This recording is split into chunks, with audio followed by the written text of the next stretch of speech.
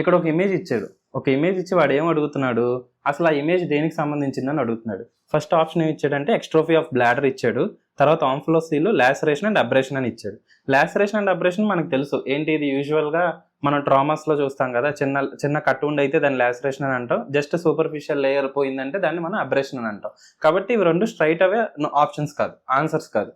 ఇంకా మనకున్న రెండు ఆప్షన్స్ ఏంటి, ఒకటి ఎక్స్ట్రోఫీ ఆఫ్ బ్లాడర్, రెండోది వచ్చేసి ఆంఫ్లోసీల్. ఈ రెండిట్లో మనం ఎట్లా తెలుసుకోవాలనేది మనం చూద్దాం. ఇప్పుడు ఫర్ ఎగ్జాంపుల్ మనం ఇది ఒక అంబ్లికస్ అనుకుందాం, ఓకేనా. ఈ అంబ్లికస్ అనుకుందాం, ఇది యాంటీరియర్ అబ్డోమినల్ వాల్, ఇదంతా కూడా యాంటీరియర్ అబ్డోమినల్ వాల్. ఇప్పుడు మనం ఈ యాంటీరియర్ అబ్డోమినల్ వాల్ డిఫెక్ట్స్ మాత్రమే మనం చూస్తున్నాం. యాంటీరియర్ అబ్డోమినల్ వాల్ డిఫెక్ట్స్లో మనకి మెయిన్లీ 3 థింగ్స్ ఉంటాయి. ఒకటి బ్లాడర్ ఎక్స్ట్రోఫీ, ఆంఫ్లోసీలు, గ్యాస్ట్రోస్కిసిస్. ఈ మూడిట్లకి అసలు ఎట్లా డిఫరెన్షియేట్ చేద్దాం అనేది చూద్దాం, తర్వాత మనం ఆన్సర్ చేద్దాం.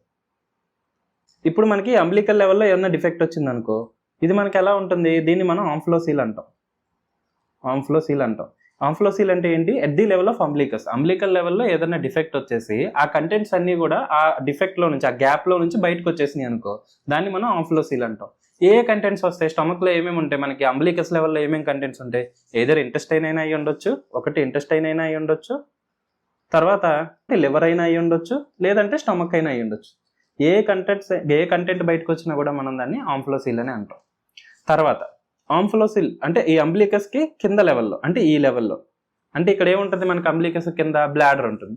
ఇన్ కేస్ మనకి బిలో ద అంబ్లికస్ లెవెల్ ఏదైనా డిఫెక్ట్ ఉందనుకుందాం, అంటే ఇక్కడ సరిగ్గా కలుసుకోలేదు, ఈ ఏరియాలో మనకి మజిల్స్ అనేవి సరిగ్గా కలుసుకోలేదు, అప్పుడు ఏమవుతుంది, లోపల ఉండేటువంటి బ్లాడర్ బయటకు వచ్చేస్తుంది. బ్లాడర్ అనేది బయటకు వచ్చేస్తుంది, దాన్ని మనం బ్లాడర్ ఎక్స్ట్రోఫీ అంటాం, ఓకేనా.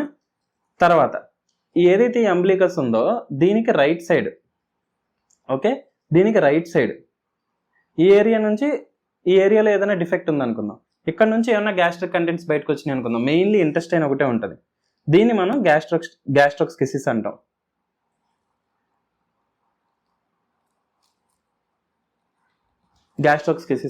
సో 3 థింగ్స్ గుర్తుపెట్టుకోవాలి. ఏంటవి, ఒకటి అంబ్లికస్ లెవెల్లో ఏదైనా డిఫెక్ట్ ఉండి అక్కడ నుంచి కంటెంట్స్ బయటకు వచ్చినాయి అనుకో, దాన్ని మనం ఆంఫ్లోసీల్ అంటాం.